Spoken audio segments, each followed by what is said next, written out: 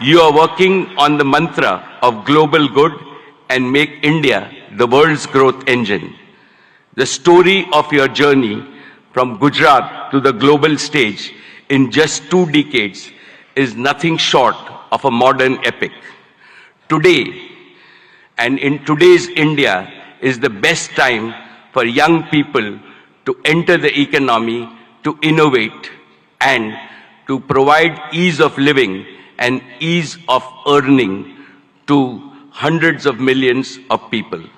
The coming generations will indeed be thankful to Prime Minister Modi for being both a nationalist and an internationalist. You have laid a solid foundation for Viksit Bharat, India as a fully developed nation in Amrit Kal. No power on earth can stop India from becoming a $35 trillion economy by 2047. And as I see, Gujarat alone will become a $3 trillion economy.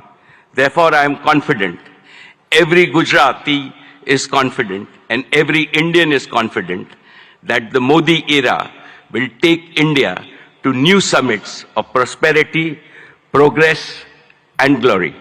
Thank you very much, sir. Jai Gujarat, Jai Jai Garvi Gujarat, Jai Hind.